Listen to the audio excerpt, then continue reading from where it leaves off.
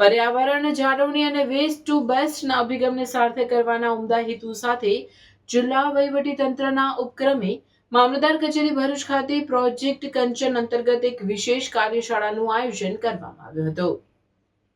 મામલતદાર ભરૂચના માર્ગદર્શન હેઠળ યોજાયેલા આ કાર્યક્રમમાં ઘરેલું ભીના કચરામાંથી જૈવિક ખાતર બનાવવાની પદ્ધતિ અંગે વિસ્તૃત સમજ આપવામાં આવી હતી। આ પ્રસંગે મામલતદાર માધવી મિસ્ત્રીએ જણાવ્યું હતું કે જો દરેક નાગરિક પોતાના ઘરના સ્તરે જ કચરાનું વ્યવસ્થાપન શરૂ કરે તો શહેરની સ્વચ્છતામાં મોટો ફેરફાર લાવી શકાય છે। કંચન પ્રોજેક્ટનું મુખ્ય લક્ષ્ય કચરાને સંપત્તિમાં ફેરવી પર્યાવરણનું રક્ષણ કરવાનો છે।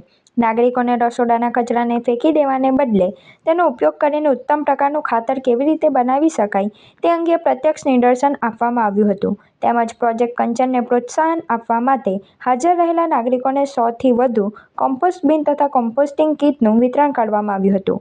આ કાર્યશાળામાં inner wheel club of Bharuch તથા મોમ્સ ઓફ ભરૂચ જેવી અગ્રણી સામાજિક સંસ્થાઓના પ્રતિનિધિઓ, વિવિધ વિભાગના અધિકારીશ્રીઓ, સામાજિક કાર્યકરો અને મોટી સંખ્યામાં ભરૂચના જાગૃત નાગરિકો ઉપસ્થિત રહ્યા હતા। ધંધારું ભગાવવું હોય ને તો એક નાનકડો દીવો જ કાફી છે। એટલે સાહેબે આવું એક સ્વચ્છતાનો દીપ પ્રગટાવ્યો કે ઘર ચોખ્ખું રાખીએ, આપણે આપણી ઓફિસ ચોખ્ખી રાખીએ અને ધીરે ધીરે આખું શહેર ચોખ્ખું થાય। તો એની પહેલમાં લગભગ ઘણી સંસ્થાઓ જોડાઈ, અમારી સાથે લોકોએ સાથ આપ્યો અને એક મુહિમ બનતી ગઈ। અત્યારે આપ બધા કલેક્ટર ઓફિસ તરફ આવ્યા ત્યારે તમને રસ્તામાં ચોખ્ખો રસ્તો, પછી પેઇન્ટ કરેલા ઝાડ, સરસ લેમ્પ પોસ્ટ, આ બધું દેખાયું। આ 6 મહિના પહેલા નહોતું અને આ બધું કલેક્ટર સાહેબના સતત માર્ગદર્શન અને સ્વચ્છતાનું જે વિઝન છે ને એમના કારણે આ બન્યું। તો બહુ સરસ સ્મેલ આવવા માંડી, એકદમ ફ્રેગ્રન્સ।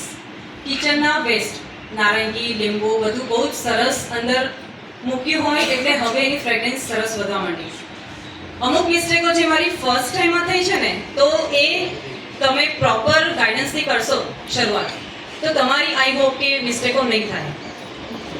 અને બસ આજે મારે એટલો જ મેસેજ તમને પણ કન્વે કરવો છે કે મારું આ ફર્સ્ટ જે હતું બિન ભરાયું, એમાંથી કમ્પોસ્ટ સરસ બન્યું, પાવડર જે બહાર મળે છે એવું જૈવિક ખાતર,